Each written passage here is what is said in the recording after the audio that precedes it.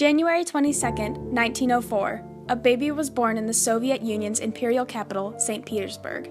Decades later, his lengthy Russian birth name would simply become Balanchine, a reflection of the changes in his life, including moving to the United States. His new name defined not only a man with a passion for dance, but a revolutionary style of ballet that would outlast the choreographer. This is the story of when America sent his inventive ballet choreography to the Soviet Union during the Cold War's battle for cultural supremacy.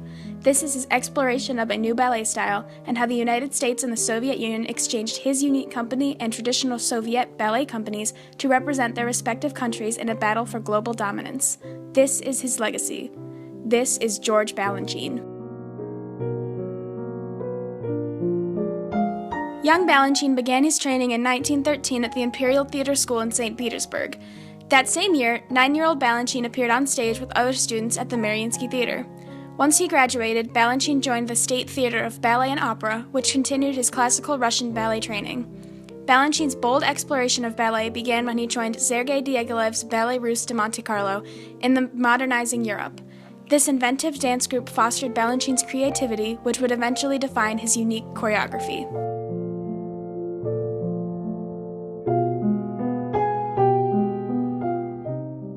As the U.S. News and World Report stated in 1970, the greatest choreographer of our time, George Balanchine, is responsible for the successful fusion of modern concepts with older ideas of classical ballet.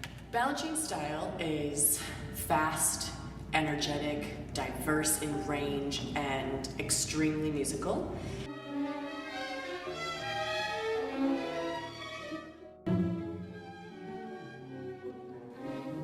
Balanchine generally de-emphasized plot in his ballets, preferring, as he once told a reporter, to let dance be the star of the show. He was very much into letting the dance say what it needed to say, dance for dance's sake.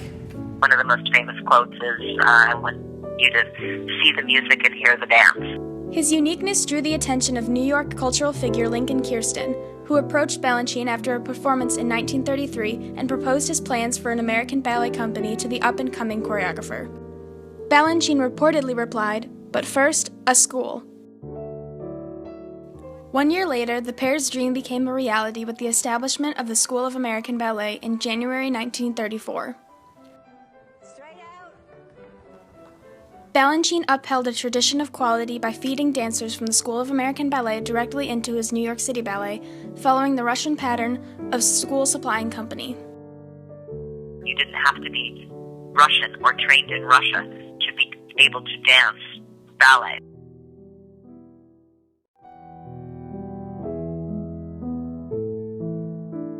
As Balanchine laid the foundation for his American ballet realm, relationships between the United States and the Soviet Union were worsening. In the late 1940s, the countries plunged into the Cold War, a term characterizing their tense competition. The countries fought for dominance in figurative battlefields, including nuclear stockpiles and space travel, hoping to convince the world's population that its political system and way of life deserved supremacy. Believe it or not, dance would play a key role during this time of such polarizing political beliefs. The United States government selected 3 dance companies that embodied the American spirit, including Balanchine's New York City Ballet. These companies were then exported to the Soviet Union where, seemingly overnight, dancers transformed from elegant entertainers to representatives of an entire nation. The long road to ballet company exchanges began when United States President Dwight D. Eisenhower established the President's Emergency Fund for International Affairs in 1954. It granted $2.25 million to the State Department to support theater, dance, music, and sports tours. The fund also gave $157,000 to the United States Information Agency, funding advertisements for the international tours. Then, in 1958, the Soviet Union and the United States signed the Lacy-Zarubin Agreement for cultural, technical, and educational exchanges. Claire Croft, professor at University of Michigan, said, quote, "Dance in cultural diplomacy relies upon an intercultural emotional appeal that extends into the physical, as dance emphasizes the relationship among sympathy, representation, and the corporeal." This executive agreement was created 3 years after the Geneva Conference, where Soviet Minister Molotov had rejected a similar treaty with the United States, France, and Great Britain. This allowed Soviet and American dance companies to tour each other's countries. So here we have Balanchine in the States, and he's getting funding from the government, support from other artists, and he has the publicity and the money and the capabilities to create amazing, new, innovative, abstract work. The New York City Ballet was not immediately chosen to represent the United States. Balanchine's well-being was a deciding factor against their international tour during a dance panel discussion in 1956. Lincoln Kirsten feared that Balanchine's anti-Stalinist viewpoints would be unwelcome in his former country. In 1958, Balanchine himself declined another offer to export the New York City Ballet, noting the style differences between American and Soviet companies. He feared that Soviet companies' bravado, spectacular productions, and flashy costumes would belittle his dancers' simplistic costumes and storyless dances. Kirsten and Balanchine reluctantly agreed to tour the Soviet Union after being promised a portion of the tour would occur in Western Europe. The New York City Ballet opened at the Bolshoi Theater in Moscow on October 9, 1962, becoming the first American ballet company to perform at the Bolshoi. They performed pieces thought best to symbolize the United States, including Serenade, Agon, Western Symphony, and Jerome Robbins' Interplay.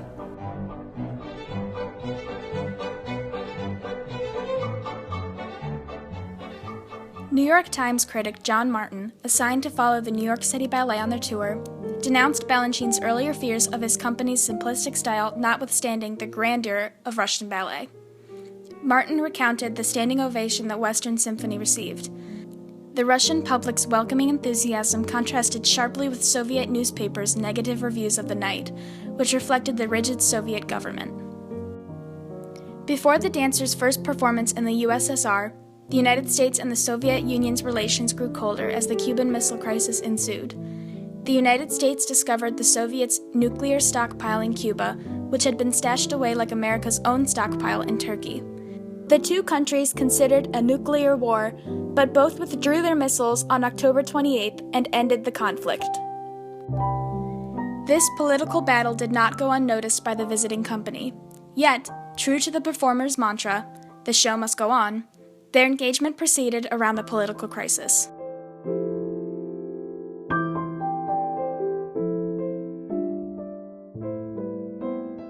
The Soviet Union and the United States' severely different ballet styles incarnated their respective government systems. Balanchine's unpredictable choreography reflected America's capitalism, while the traditional, rigidly synchronized Soviet companies showcased the communist atmosphere of the Soviet Union. Though the tours were originally a political ploy in a battle for dominance, meant to display these undoubtedly different government systems in a cultural light, the country's respective populations enjoyed the opportunity to appreciate foreign arts, especially the varying styles of ballet.